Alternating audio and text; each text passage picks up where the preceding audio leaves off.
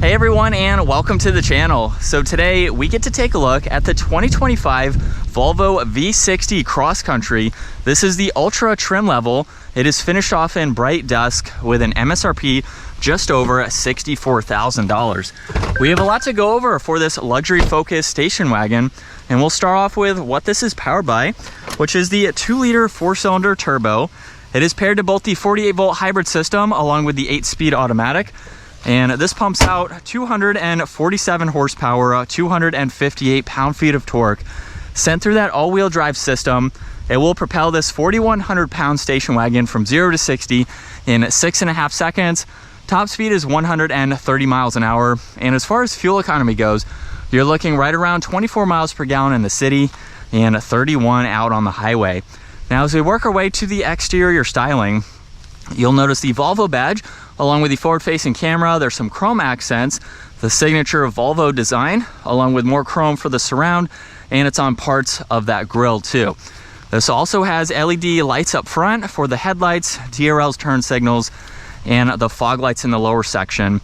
There's also the headlight washers, parking sensors in the lower section, along with some more cutouts, and then some very distinctive lines that come down the hood to give it a really nice look. This model also has a very nice set of two-tone wheels, matched nicely with this exterior color. There's also the camera and turn signal on the power folding side mirrors, full moonroof up top. There's a gloss black for all the window trim, along with some more of that brush trim in that lower side skirt. And then lots of glass for this station wagon. We have a great line too that runs right through the middle. And then there's the body colored spoiler with the third brake light and the wiper blade. LEDs for the lights in the rear. There's also the backup camera, all the parking sensors.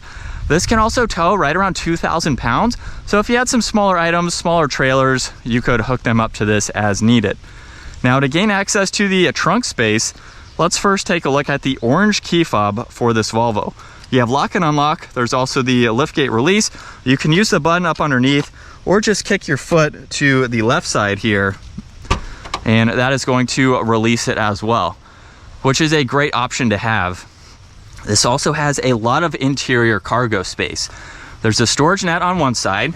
There's also the spare and a little bit of room underneath if you need to use it. You have this cover here, and then you can also fold down the back seats to give yourself that much more interior space. Then you can also lock and just close that lift gate there. Now, if you do have the vehicle locked, you can grab one of the 4 door handles to lock and unlock this. And then take a look at this interior with the two-tone for the door panel. There's also your lock control, window adjustment, Bowers & Wilkins for the audio. Really nice set of seats here. And at 5'10", I can easily hop in where there's storage nets.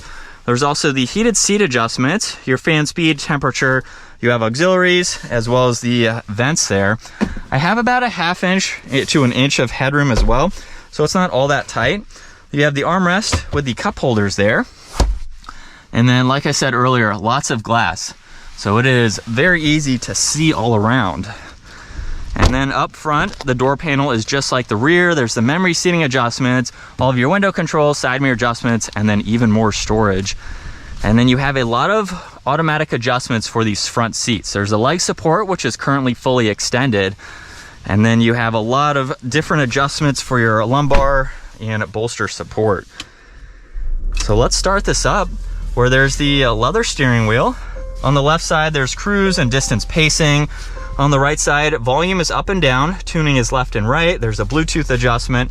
And then you can also bring up the map and navigation.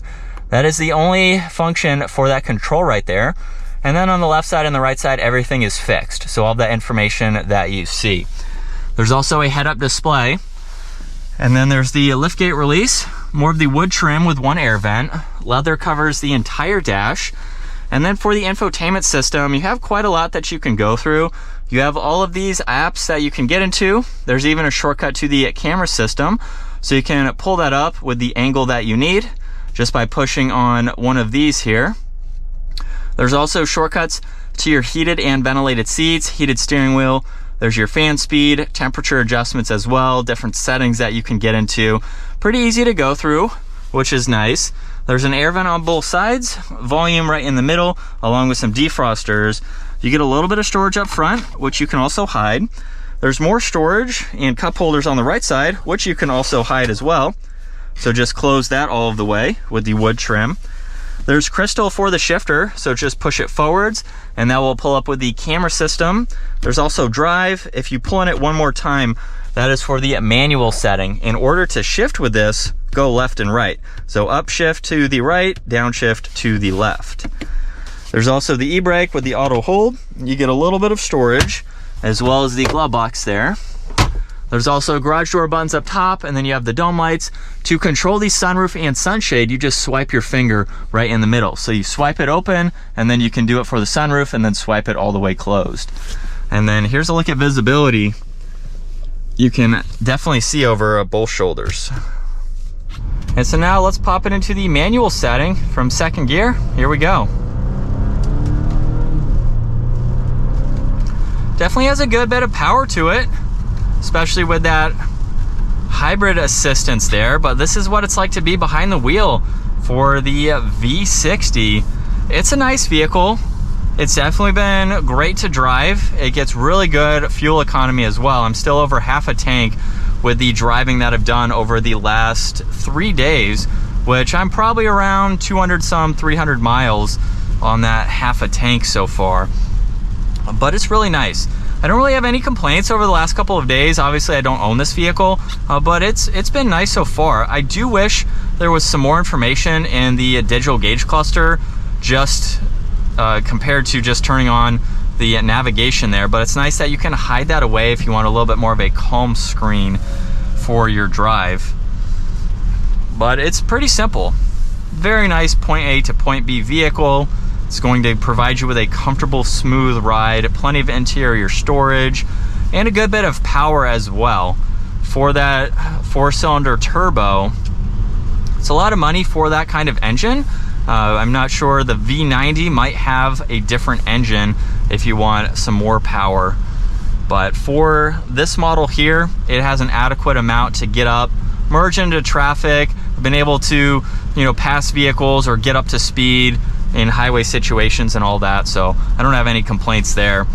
But even driving in inclement weather, we have the all-wheel drive system to help, so you can have a little bit more confidence in the driving situations, especially if this is your only vehicle.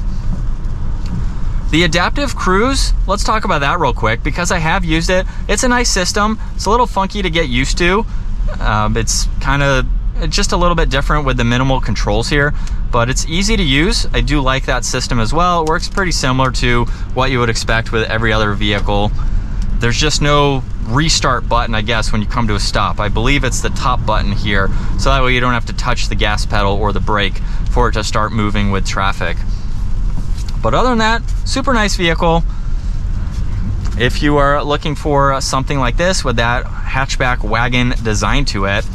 But that is going to wrap it up for the Volvo V60 Cross Country.